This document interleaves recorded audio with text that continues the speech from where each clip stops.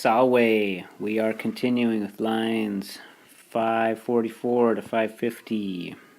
We're in the middle of Ilioneus' speech still. He's going to talk a little bit about Aeneas. He's going to talk about Sicily and King Acestes in here. Let's take a look. Rex erat Aeneas nobis, quo justior alter nec pietate fuit, nec bello maior et armis. Aeneas was a king, literally, nobis, to us. This is the dative. It's dative of possession, so you can also translate it more smoothly, maybe like Aeneas was our king. Using the dative, he was a king to us is another way of saying he was our king. You could use the dative to do that. Kind of like saying nomen est mihi, the name to me is. Same thing as saying my name is. So Aeneas was our king. Quo justior alter nec pietate fuit. This quo is a relative pronoun. It's qui, quae, quod. It's ablative. And we're going to do is in the comparative sense here. So usually ablative you do by, with, from. But in this case, because there is this comparative adjective next to it, or in the same clause, we're going to translate it in a comparative sense. So just watch what I mean. The word justus, that's the positive, just. Justior is the comparative, the next degree of adjective, more just, meaning between two people. And then the superlative is justissimus, the most just. Now Aeneas, you got to use the second part too. Aeneas was our king, compared to whom there was not, that's the verb, was, fuit, there was not another more just. Okay, compared to whom there was not another more just. And then how was he just finally? He was just pietate because of his loyalty to gods and men.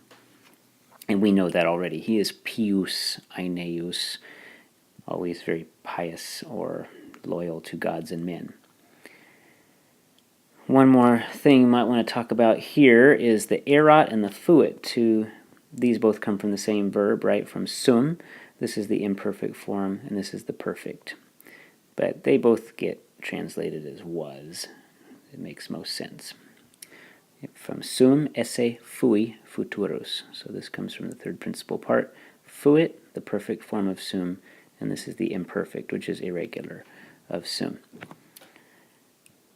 Aeneas was our king, compared to whom there was not another more just because of his loyalty and piety to the gods and men.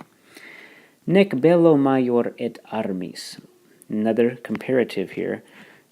Nor was there another, right? Greater. Maior, greater. Magnus is our positive, maior is our comparative, and maximus is our superlative. This is the comparative, so it's also going with quo. Compared to whom there was also not another greater. And how was he greater? Bello et armis, in war and in arms. Ablatives, all these. Quem si fata virum servant, si vescitur aura aeterea, nec quad huc crudelibus occubat umbris non metus. The subject of this sentence is fata, and We have a relative pronoun here at the beginning that's accusative, and it goes with virum. And I would translate this, rather than translating as whom, like you normally would, I would say translate it as this. And when a relative starts a line, you can do this sometimes. You can translate the relative as this. It just sounds a little better in English. I would translate this as, see if the fates save this man meaning Aeneas, if the fates save this man. And of course this is our verb, servant. If they preserve him, if they save him. If he breathes, literally if he eats, but breathes, the aura aeterea, and this verb, vescitur, takes the ablative. So aura aeterea, the upper air, the ethereal aeterea air. This goes with this. If he, it's a fancy way of saying if he breathes the air. And has not, the neque and not, and has not okubat, lied down. Oh, we got to take the odd hook here too. And he has not yet lied down with the crudelibus umbris in the cruel shades. Shades meaning here as in of Hades, mortis. The cruel shades of death. Shades can be ghosts, or it can be literally shade. So with the, you could say, not yet lied down with the cruel shades of death, or in the cruel shades of death, the cruel dark places of death. All those would work okay, I think. Non metus. No verb, but we need a verb, est, and nobis, to us. There is not fear to us. So add in here an est. Okay. And then also add in a nobis. If Aeneas is still living, we don't have fear. Oops. Let's do that correctly there. That's the subject of that little part. There is not fear to us. We do not have fear. If the fates preserve this man, Aeneas, the man, if he feeds or breathes the upper air, and he has not yet lied down with the cruel shades, meaning of death, there is not fear for us. We still are doing okay if Aeneas is alive. And now this next part is, I find it a little tricky, or a little awkward to translate. So let's do this. Officio nec te certasse priorem paeniteat. So let's start with the verb. The verb painet is impersonal, or paenitet, I'm sorry, painet. Paenitet. And you might know it from this expression. Let's put the me in the front, sorry. Me paenitet. Me paenitet means I'm sorry. But you notice it's impersonal. It's third person singular, just like licet or placet, these kind of verbs. And then the subject in English, it's an accusative in Latin because it's like a direct object. It's like it repents me, or I am sorry is how I would translate this in English. Me paenitet. It doesn't translate real smoothly in English as in the impersonal sense with the it, but I'm sorry. This is a present subjunctive form of paenitet, paeniteat, and we could translate it as you should not be sorry. So here's the verb. Notice it's impersonal, ends in a T. Third person singular. And then here's the te. So instead of being I'm sorry, it's you're sorry, right? Te, that goes with it. Okay? So you should not be sorry. And subjunctive because it's not saying you are sorry. It's happening, in the future, or it's going to happen very soon. So it's a little bit of an unreality sense here. It hasn't happened yet.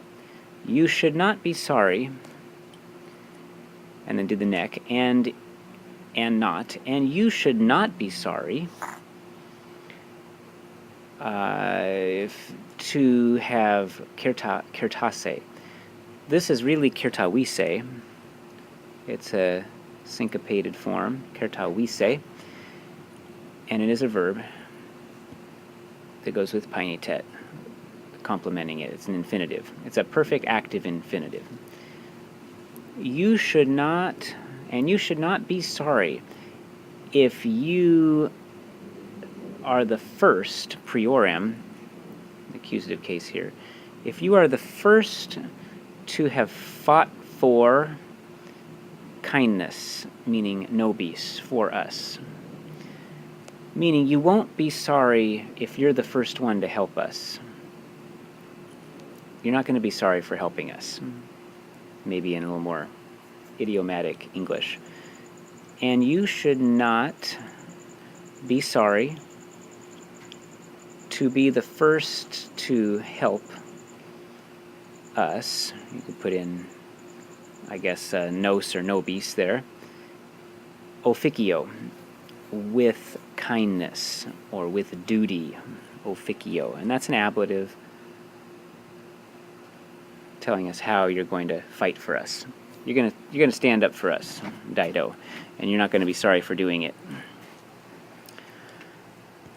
Last time. And you should not be sorry if you are the first to fight for kindness for us. So you could add in a nobis there. I'm not sure if the dative case would be the best, but you get the idea. Sunt et siculis regionibus urbes armaque Troiano qua sanguine clarus acestes. Sunt, there are. And here you got to do nobis again. There are for us. There are for us urbes and arma et armaque. There are cities and arms, fortifications, maybe, ready protection. And where? In the Siculis regionibus, in the Sicilian regions. That's ablative. You can put an in with that. Okay, so one more time. There are, need my laser here. There are, for us, cities and arms in the Sicilian region also. And a clarus acestis, and there is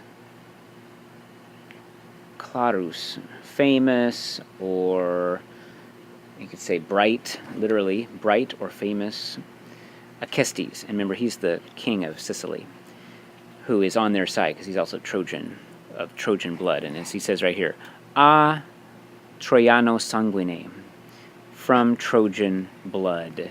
And the idea is he's ductus, led from Trojan blood, a Troiano sanguine. So one more time.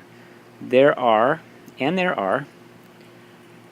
cities and arms in the Sicilian region, and bright Acestes, who is led from Trojan blood, of Trojan blood.